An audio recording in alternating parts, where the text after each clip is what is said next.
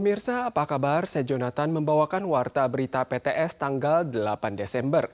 Pesawat militer Tiongkok terus mengusik Taiwan. Dalam sehari terakhir, Kementerian Pertahanan Nasional Taiwan mendeteksi 26 jet yang beroperasi di sekitar Selat Taiwan. Komite Angkatan Bersenjata Dewan Perwakilan Rakyat dan Senat Amerika mengumumkan Undang-Undang Otorisasi Pertahanan Nasional tahun anggaran 2024 yang mewajibkan Departemen Pertahanan Amerika untuk membantu rencana pelatihan militer Taiwan. Kementerian Pertahanan Nasional MND mengumumkan mereka mendeteksi 26 pesawat dan 10 kapal PKT muncul di sekitar perairan Taiwan pada tanggal 7 pagi hingga 8 pagi. Selain itu juga menemukan satu balon udara yang melintasi garis tengah melayang dari barat daya ke timur Geelong pada tanggal 7. Tiongkok masih saja memberikan ancaman militer ke Taiwan. Menteri Luar Negeri Inggris David Cameron yang sedang mengunjungi Washington AS mengatakan Inggris memiliki posisi yang sama dengan AS bahwa Tiongkok tidak boleh mengandalkan kekuatan militer untuk unifikasi Taiwan. They believe in unification of China and Taiwan. The policy approach that we both share, though, is this cannot happen in a way that involves force or violence or coercion. Pada saat yang sama, DPR dan Senat AS mengumumkan negosiasi UU Otorisasi Pertahanan Negara tahun anggaran 2024 yang termasuk Kongres mewajibkan Departemen Pertahanan AS untuk mengembangkan pelatihan komprehensif, konsultasi dan kemampuan tempur terorganisir kepada Taiwan. Selain itu, juga mengontrol kemajuan penjualan senjata kepada Taiwan, memulai kerjasama militer AS Taiwan di bidang keamanan digital, menganalisis dampak invasi Tiongkok ke Taiwan dan mengembangkan sarana penanggulangannya. RUU harus disahkan oleh DPR dan Senat AS dan resmi berlaku setelah ditandatangani Biden. Menanggapi hal ini, MND menyatakan pertukaran antara militer Taiwan dengan sekutu internasional akan sangat membantu pembangunan militer dan persiapan perang Taiwan. Warga yang ingin mengganti kompor gas atau pemanas air jangan terburu-buru melakukannya. Dalam rangka menghemat energi dan mengurangi emisi karbon, Yuan Eksekutif memutuskan akan menganggarkan 400 juta dolar Taiwan untuk mendorong warga mengganti kompor gas atau pemanas air mereka dengan produk hemat energi. Mulai tahun depan, satu unit rumah tangga akan disubsidi maksimal 5.000 dolar Taiwan. Kementerian Perekonomian akan meluncurkan program subsidi produk hemat energi peralatan gas rumah tangga per tahun depan. Terbagi menjadi 3 kategori, kompor gas hemat energi tingkat 1 dengan subsidi 2.000 dolar, pemanas air berventilasi alami hemat energi tingkat 1 juga disubsidi 2.000 dolar, pemanas air berventilasi paksa hemat energi tingkat 1 berhubung tingkat keamanannya tinggi dan harganya relatif mahal, maka akan disubsidi 3.000 dolar. Setiap unit rumah tangga dapat mengajukan permohonan terhadap satu kompor gas dan satu pemanas air. Subsidi ini akan dimulai per awal tahun depan dan berakhir pada akhir April. Kalangan imigran baru yang meninggalkan kampung halamannya untuk datang ke Taiwan seringkali menghadapi tantangan dalam hal budaya, bahasa, dan sistem sosial.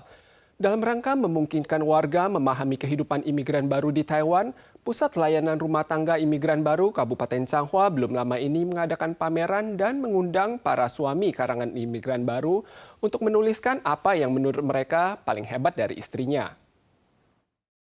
Berdansa dan menari mengikuti alunan musik, ini adalah tari penyambutan tamu Indonesia. Pusat Layanan Keluarga Imigran Baru Changhua mengadakan pameran khusus Indonesia dengan mengundang kerabat imigran baru untuk menuliskan kesan dan rasa terima kasih kepada istri mereka. Misalnya, imigran baru Indonesia bernama Teng Liu Fei adalah seorang jenius di mata suaminya.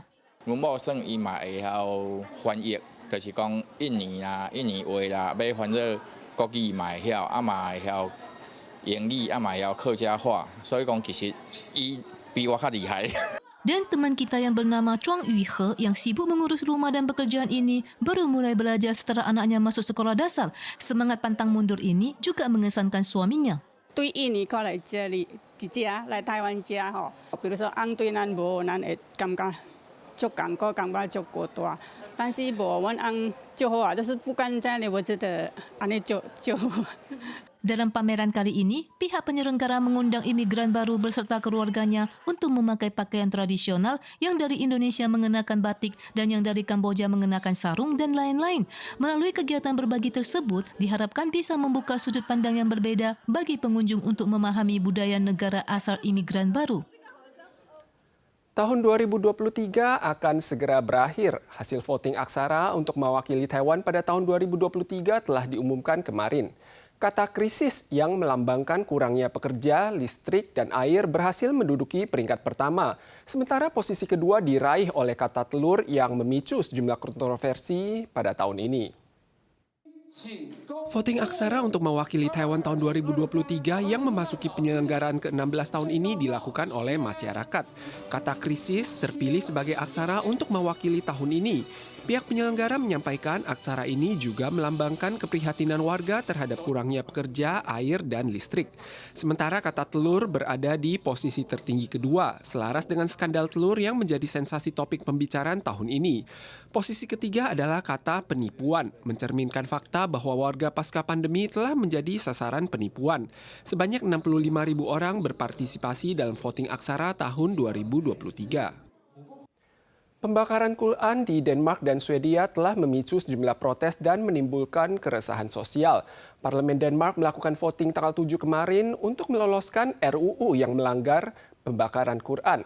RUU tersebut melarang tindakan tidak senonoh terhadap buku-buku keagamaan di tempat umum. Pelanggar akan dijatuhkan denda atau pidana maksimal 2 tahun penjara. Pada tanggal 7, rapat Parlemen Denmark mengesahkan rancangan undang-undang yang melarang pembakaran Al-Quran dengan suara 94 berbanding 77. Di masa depan, masyarakat tidak diperbolehkan memperlakukan buku keagamaan dengan tidak pentas di tempat umum. Berhubung banyaknya demonstran yang membakar Al-Quran di Denmark dan negara tetangga Swedia telah menimbulkan ketidakpuasan di banyak negara Islam dan bahkan ada kelompok ekstremis yang mengancam melakukan serangan teroris, pengesahan RUU ini dijadikan upaya untuk mengatasi konflik. Namun hal ini dikritik oleh pihak oposisi yang menyatakan telah menyusut kebebasan berpendapat. Til Folketinget, og det betyder så ikke, at vi så skal have folkeafstemninger om det ene og det andet og det tredje hele tiden. RUU ini disahkan dengan selisih tipis setelah perdebatan sengit. Pihak yang mendukung berpendapat kritik terhadap agama masih sah sehingga berasumsi bahwa RUU ini berdampak kecil pada kebebasan berpendapat. Og sandheden er jo, at det aldrig har været en dansk værdi at brænde bøger af. Swedia dan Denmark dipandang sebagai negara paling liberal di dunia. Kedua negara ini masing-masing pada tahun 1970 dan 2017 menghapus UU penodaan agama dan menggantikannya dengan UU yang melarang ujaran kebencian. Hal ini mencerminkan konsep progresif demokrasi modern. Namun berhubung terdampak oleh memburuknya keamanan, Swedia juga mempertimbangkan peluncuran UU larangan pembakaran Al-Quran. Pemirsa sekalian, sekian Warta Berita dari PTS. Kita sual lagi di lain kesempatan. Sampai jumpa.